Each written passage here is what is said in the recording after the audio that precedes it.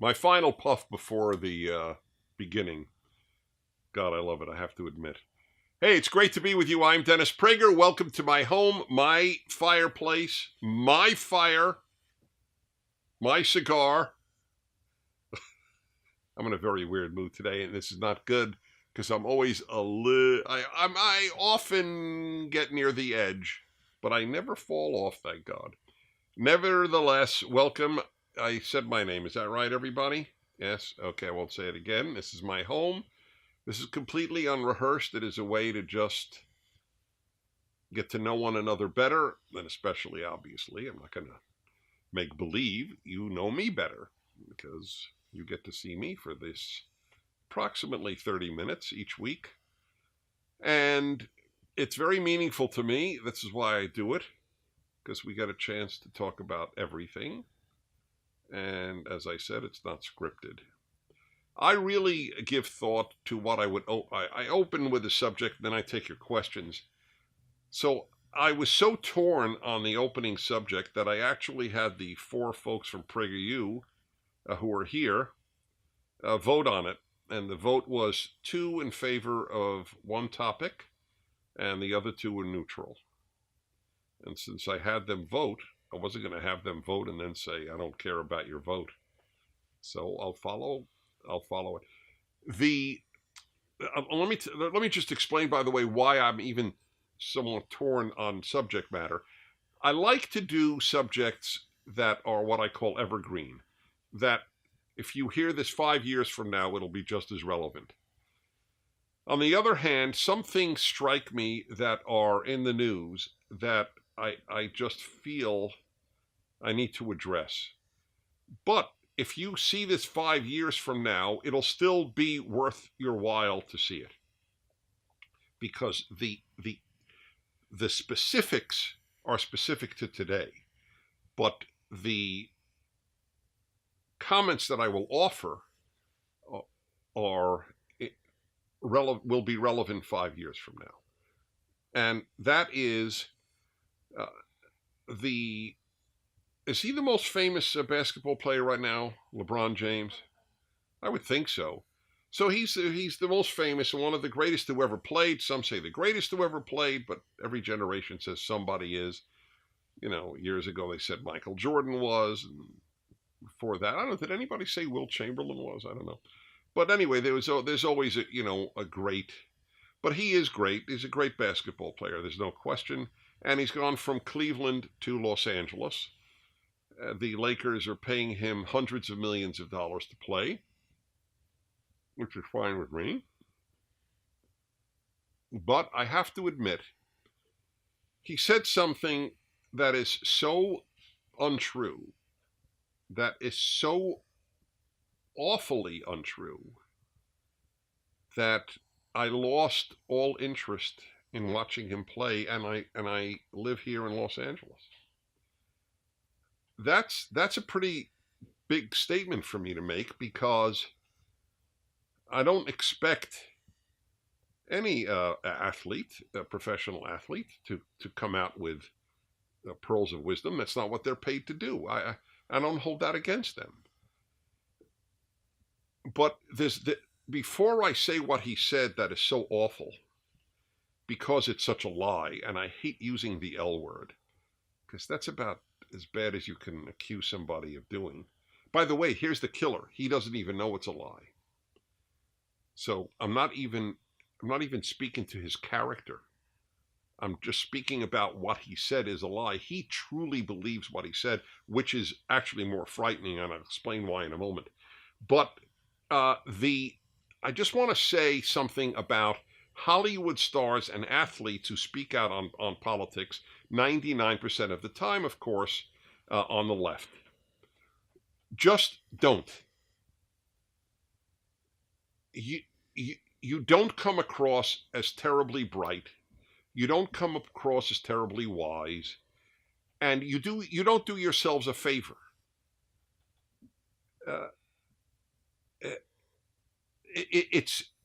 It's born of arrogance.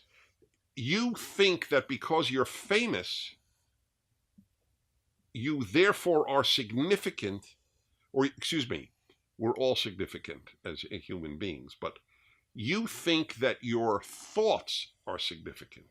Your views are significant because you're famous. But there is no relationship between fame and significance. None. I have a saying that the famous are rarely significant and the significant are rarely famous. And I stick by that. But it's an arrogance. It did not take place in previous generations. Previous generations of Hollywood stars did not think it was incumbent upon them to offer their views on politics. Just didn't. They believed that they had a role to play, and that role was to offer us a great movie or a great television series or a great play or a great musical. And that would be their contribution to society, which it is, by the way. Great acting is a contribution to society. I don't think they believe that. I think that deep down, a lot of these Hollywood people think that what they do for a living is meaningless. And so in order to give their lives meaning, they have to offer their thoughts on politics. And so it actually comes from a sense of insignificance, ironically. It's a combination of insignificance and arrogance. It's a bad combination. And the same with sports stars. That you play basketball or baseball or football or hockey or soccer really, really, really well does not qualify you to discuss society. It doesn't disqualify you either. I'm not saying you're disqualified. I'm just saying that it doesn't offer you a qualification. We want to watch you play the sport that God gave you this immense talent to play. Bring us joy that way. Bring us together. Don't speak about things that at least half, no matter what you say, half the country is going to be angry with you. Why would you want to do that? Your fan base is composed of left and right. Why would you want to alienate half your fans? So what did he say? He said on CNN, I'm paraphrasing. I'm not giving you exact word for word, but I'm paraphrasing accurately. And he said that the President Donald Trump, has divided the country in sports, or used sports to divide the country. Now, I characterize that as a lie because it is. The people who divided the country using sports were the guys who refused to stand in NFL games for the flag during the national anthem. That's where it began. Now, you might say they are right, they are moral, they are courageous, they are wonderful. You could have all the positive views you want. But don't lie. They started with the using of the sports to divide, not the president. The president was responding to those who initiated the division. That he can't see that is breathtaking. But by the way, he's not alone. No one on the left acknowledges this because they live in a make-believe world. That's why I say make-believe world, because he doesn't know he's lying. That's why I say it doesn't speak to his character. He thinks what he said is as obvious as 2 and 2 is 4. But it's completely, not partially, completely false. If you hate the president, you still have an obligation to say what is true. You can say, I agree with those guys in the NFL who wouldn't stand. I support them. I can't stand the president, and I'm angry that he attacked them for doing that. It's perfectly legitimate. But you can't make up a lie. They began with the using of sports to divide Americans, not the president. The president responded on behalf of at least half the country, which is sickened. at the sight of such disrespect for what black and white and yellow died for, the American flag. Black veterans are as angry, as a general rule, at these black NFL players, and for that matter, whites who supported them, as any white veteran. I'm not a veteran, and I'm angry. I'm angry on behalf of veterans. I'm angry on behalf of the country. I'm angry on behalf of football. I said this as soon as it happened. Sports is one of the last areas where the guy next to you may be your total opposite in politics, but you're both cheering for the Eagles, or you're both cheering for the 49ers, or you're both cheering for the Yankees, or it doesn't matter. Do you get my point? Why do you have to ruin everything you touch, O left? I've documented that belief of mine. Whatever they touch, they ruin. From the arts to the universities to the high schools to religion to the Boy Scouts to male-female relations. I mean, it's a nihilistic movement, but that's a separate point for another time. People go to sports to have an area of life to take them away from the daily troubles of life. To have a place where we could all cheer together for the home team, right? So these guys, remember also that there's such an audacity. They're paid all this money to provide us with a sport. They use the sport to tell us what they personally think. But that's fine off the field, but it's not fine on the field. Colin Kaepernick, the guy who started this, there are pictures on the internet of him wearing socks while playing in a game, and they depict policemen as pigs. Now, what if somebody from the other side of the spectrum decided to depict people that are venerated by the left as pigs? What if somebody had a picture of the last president as a pig? He couldn't stand the last president, and put it on his socks for an NFL game or a baseball game. I would be as angry, by the way, just as angry.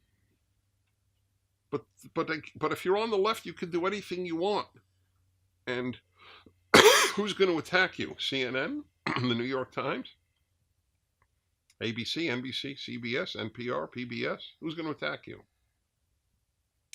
That's the problem. They have the entire media on their side, or virtually the entire media.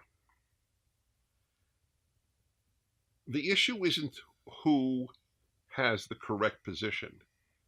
The issue is what is true. And what is true is that the NFL players were the ones who started using sports to divide the country, not the president. But he said it on CNN, where he got a welcome reception, and he knew it. Wouldn't it have been nice if Don Lemon, on whose show I have appeared many times, when Don and I saw each other at the last presidential, I think was it the Republican convention, presidential convention, we gave each other a huge hug, and we both meant it. I like Don. But Don didn't do his job. Don should have said, well, LeBron, maybe some people might say that it was the players who started the division, not the president. Isn't that the role of people in the media, is to respectfully challenge when truth demands it? So that was a terrible thing that he said. A young guy texted me, and he said, I am a dyed-in-the-wool, lifelong basketball fan. He lives in L.A. Said, I can't or he lived in L.A. and big Laker fan. He says, I can't watch it anymore after today, after or yesterday.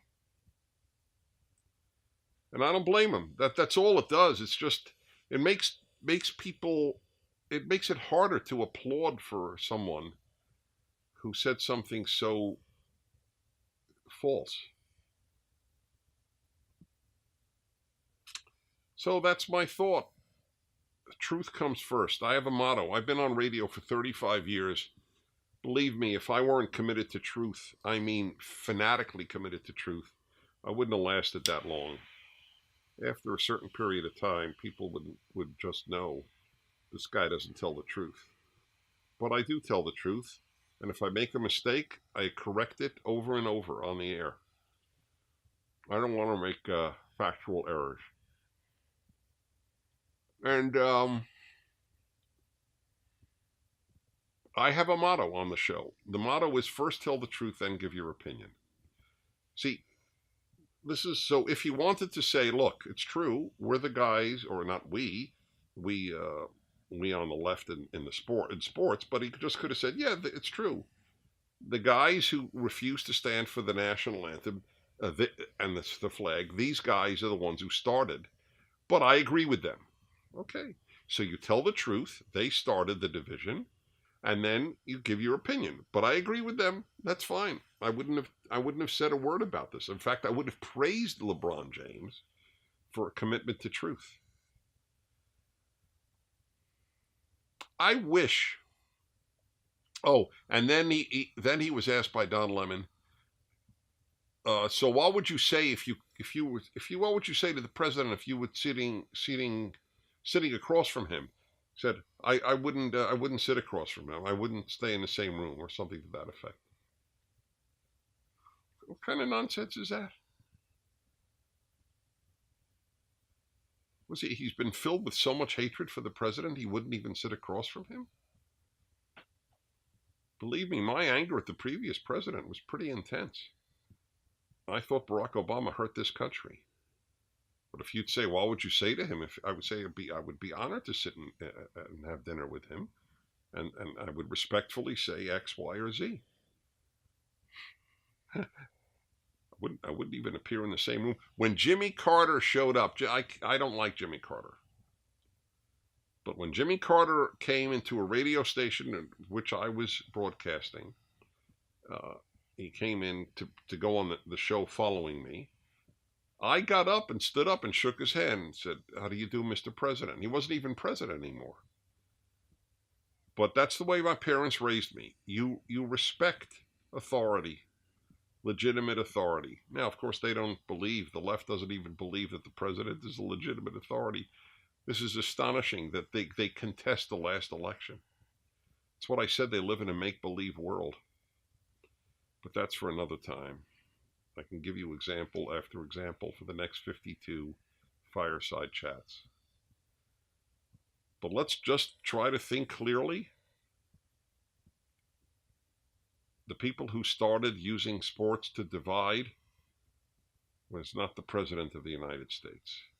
He responded to the people who used sports to divide. Okay? All right. Sorry about that. I don't like saying those things, but I had no choice. Okie-doke, your questions. Elijah, 21. In a place called Sedro-Woolley, Washington. Sedro-Wooley. I'm not familiar with Sedro-Woolley. Hi, Dennis. I am a conservative atheist. Do you think religion is a necessary component of conservatism? What would be the best secular argument against abortion? Those are obviously two different questions. So first of all, yes, the American understanding of conservatism, which is, I think, the best understanding, because it's been tried for 200 plus years, is America has a trinity, three basic beliefs. It's on every coin. And they are liberty, in God we trust, e pluribus unum. In God we trust is one of them, because the founders of the United States, though they were not by any means all normative Christians. In other words, they didn't all believe in the Christian Trinity. I fully acknowledge that.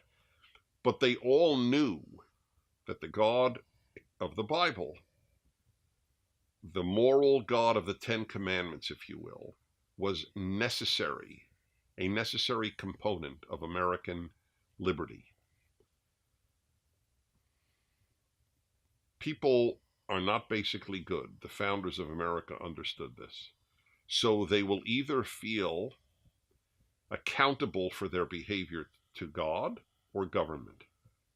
And they preferred God because they wanted a small government. In a nutshell. So yes, it is. The American experiment will not succeed with atheism. There are wonderful conservative atheists like you, undoubtedly. But it won't succeed. Just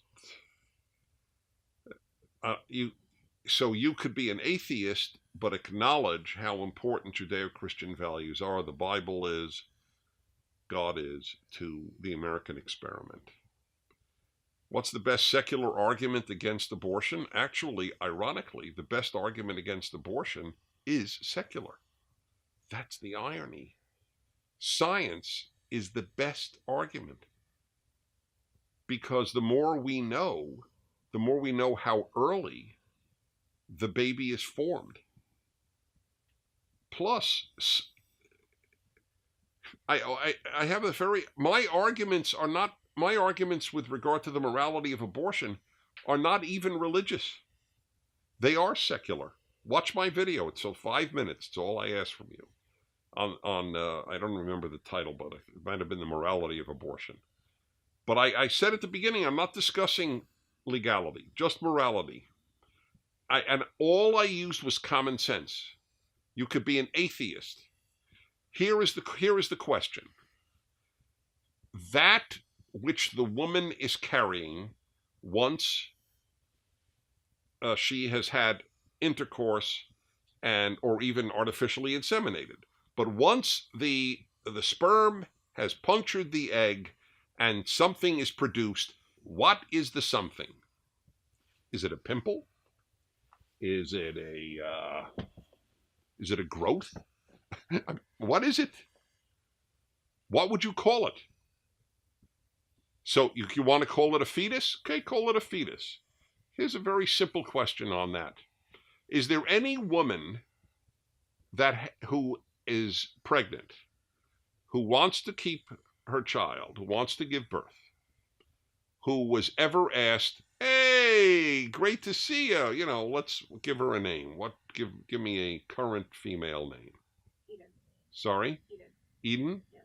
All right. Hey, Eden, how's the fetus?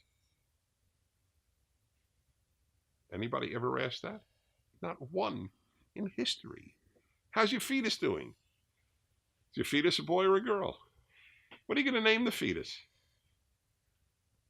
Right? Why not? Because as soon as we know that the woman wants it, we call it a baby. We call it a fetus so as to enable her to get rid of it. Again, a little honesty here.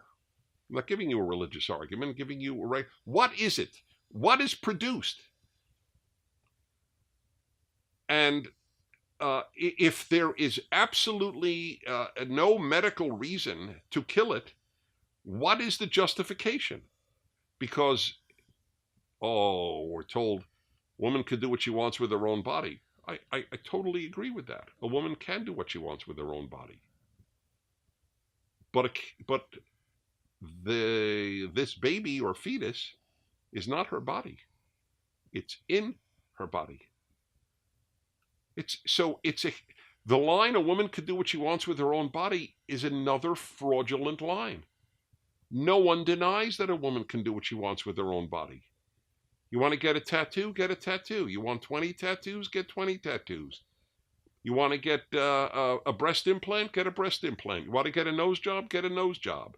You want whatever you want to do with your body, do with your body. No, the only people who, in my lifetime, who have stopped women from doing what they want to do with their own body are the feminists, who made up this nonsense about silicone breast implants causing diseases, and so they forcibly prevented such implants, even when women wanted them.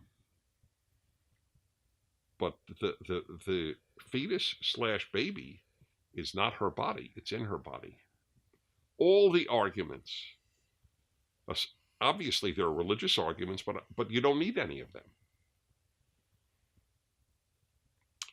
Okadoke.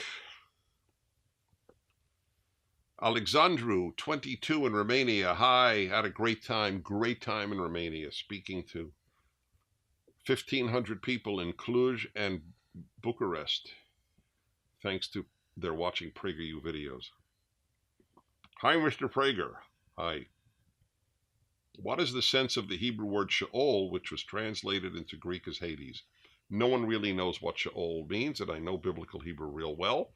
Sheol just means it's the place to which the dead go, but we don't know any more really about it. It's scholars are divided on what it means. What is more clear is the wording used for at least six of the biblical figures. When they die, it says, and they were gathered to their people, or their nation, or their kin. In other words, when we die, we go on. There is an afterlife.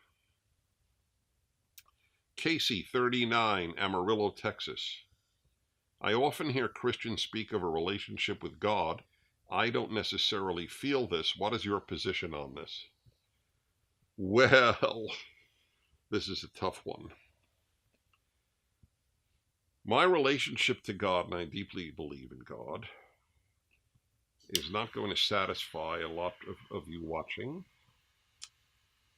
Maybe it will. I shouldn't even say that. Maybe it will. I have my relationship with God is very basic. My biggest concern is, what does God want from me? Not what do I want from God. So I don't ask God for almost anything. That's not the nature of my relationship. My relationship is very respectful, and I admit, I wrote an essay. There's a book of mine I think a lot of you would love. I don't push my books much, and I'm not pushing it. I'm just telling you, I have a book of essays, 44 essays on 44 subjects.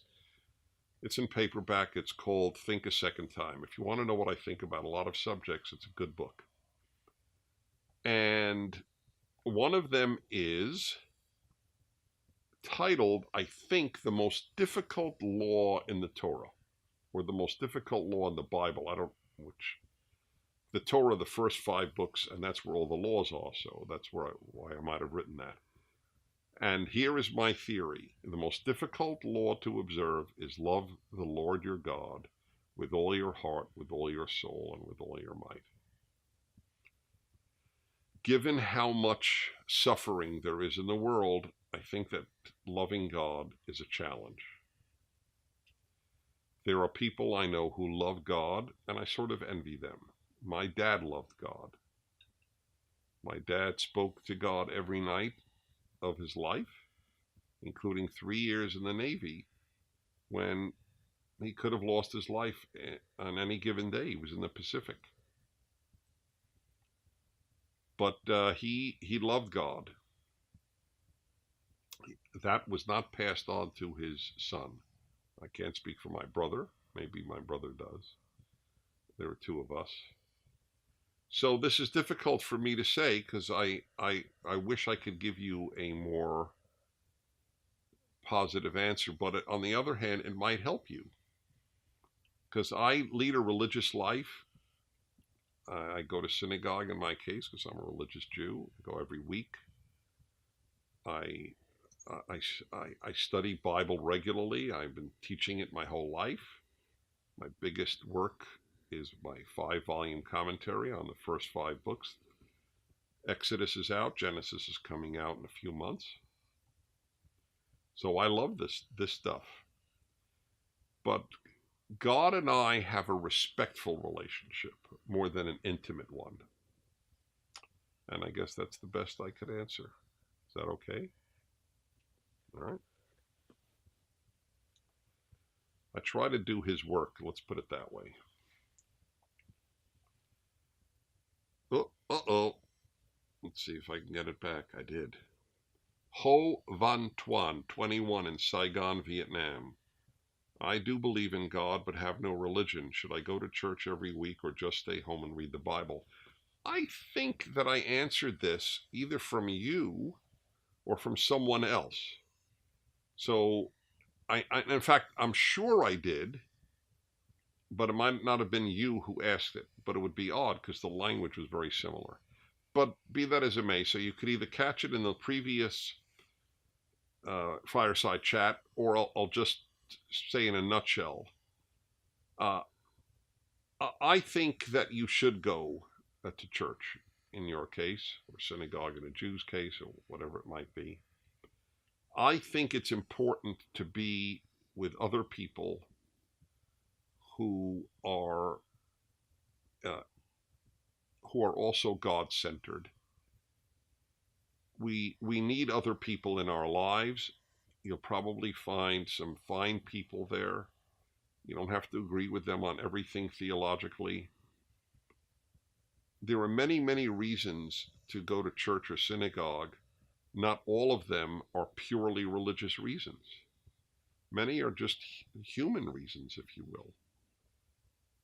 To share this, to share whatever it is you have in common, and you do have obviously in common, you believe in God at the very least, and you want to study Bible.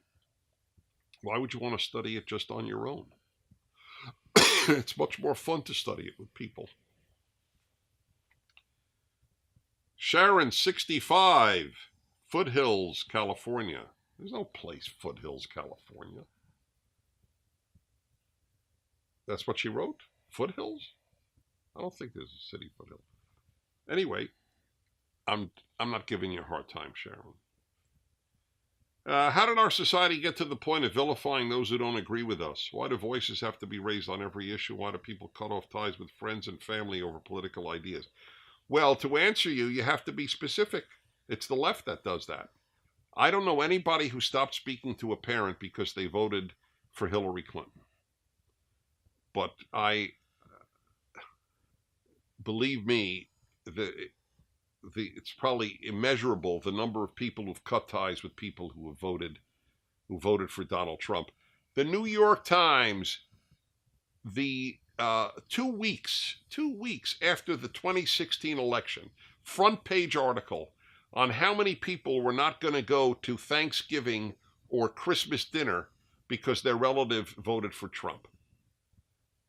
They admitted it. It was almost all one direction.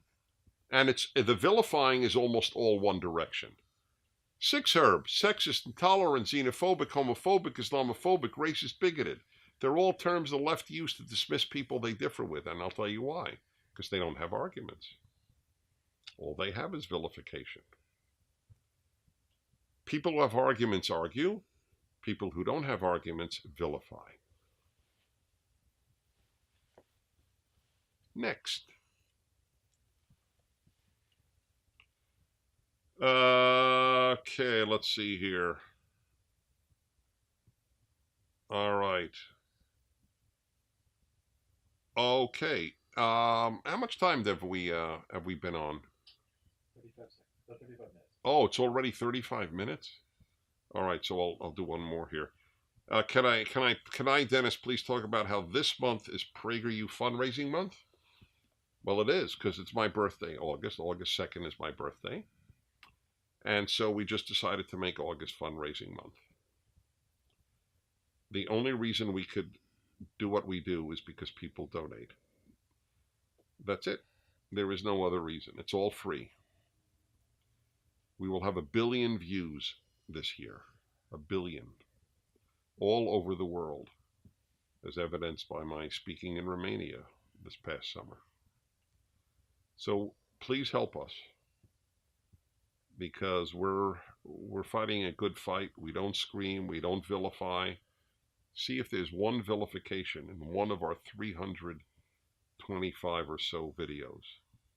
We don't yell. We're trying to make the case for goodness, for the American experiment, because we think it could be universally applied, for God's existence, for the belief that God wants us to be good. I mean, this is not exactly crazy stuff.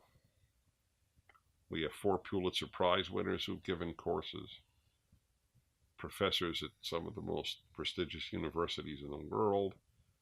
We have 3 former prime ministers who have given videos. We're pretty serious.